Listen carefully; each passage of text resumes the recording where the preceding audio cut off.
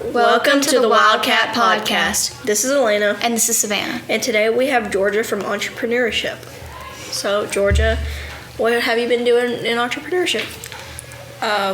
Stocking the vending machine, and we've also got new products, so we had to set prices and stuff for that. What were some of the new products you got?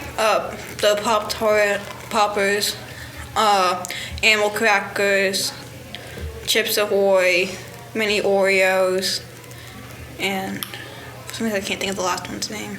Teddy Grahams. I always forget about that one. Yeah. So, have they been selling out quickly? Yeah, all of those are sold out.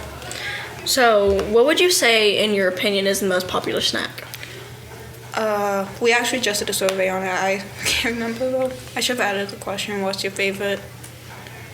I think Dynamite are pretty popular. Or at least they was. So, in all opinions, what would be one snack you would put in the vending machine that only you like? Or some other person might like it, but what would you put in there that you would like personally? I don't know. Rice Krispies. I don't know if we can do them though, because I don't think they fit. I don't know if they fit school regulations. Are your regulations very heavy with what you can and can't do? It's calories can't be over 200, sodium can't be over 130 milligrams. Then I think sugar can't be over 35% of those things and stuff like that. Oh. Well, would you say your CTE is a lot of work to keep up and tend to the vending machine and such? Depends. We get new products and get when we're low and stuff, and then we got new stuff. We got more stuff than we do a lot. We have to open a lot of stuff and label it. Yeah.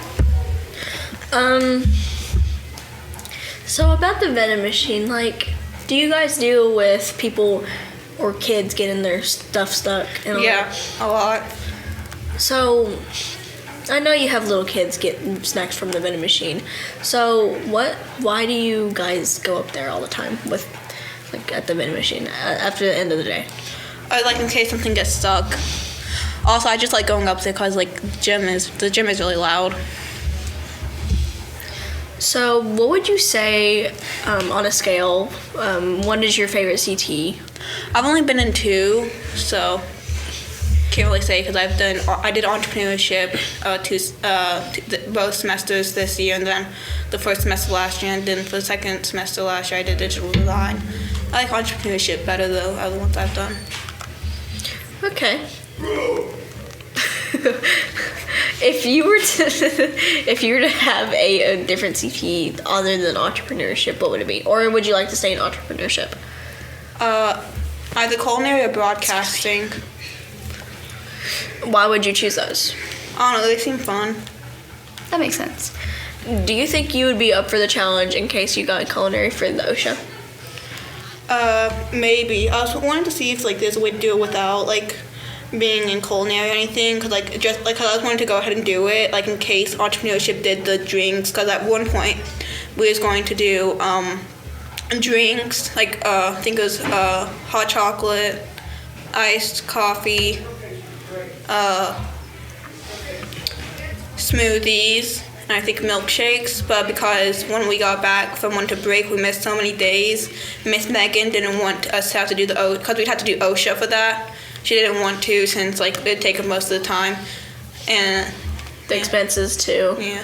Since isn't it $200 for, or was it $100 something for just one student?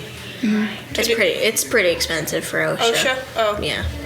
It's pretty expensive. I know the hot chocolate stuff. They're $1 a pack. Not a pack, but for a box. We had it divided up into groups though when we was planning for that. I was in smoothies, and there's also milkshakes was a group, then hot chocolate and iced coffee was one group together. Actually, I don't remember if I know we was doing coffee. Actually, we might not have been doing hot chocolate. I can't remember. Okay. If you had anything to say to people that wanted to go into your CTE, what would you say about What would anything? What advice would you give them? or like just thoughts on. You have to press both levers to open the shelves. A lot of, like, I remember whenever at the beginning of this semester, because new people came, since like you switch CTE, so you can. People was confused on how to open the shelves for like to get the things lost. You have to press the levers. It's really easy to pull them out. So it's just like minor mistakes that people might make. It's just so easy to pull them out, at least to me. Yeah. What would be a message to the listeners about how you do your stuff? Like, explain to them how, like, easy, hard. It's pretty easy. We have it divided up into groups because, like, before we was doing it, well, in Miss Megan, we was like, everyone was going up. When it was with Miss Love Day, like, it'd be like 3 people at a time because we each had our own, like, assigned products. Okay. But we have it divided up into groups of 4. So 4 people, and it switches every day, so 4 people just go up. So are you still in groups or? Yeah. Well, most of the time it's 3 because, like, each one has one person that's in reteach in there. And a lot of times people in reteach just, like, don't end up aren't in there. How would you rate the people in your CT? Would you, like, who do you like and who? Or, well, I don't want to make it seem like you hate this person, but, like, is there anybody, like, who sits around and who helps and all that? I think most of us, like, do, like the same amount of stuff, except for Ricky, because, like, he knows more about the vending machine, so, like, a lot of he'll sometimes, like, do, like, if something's wrong with it, he'll be working on that. Okay.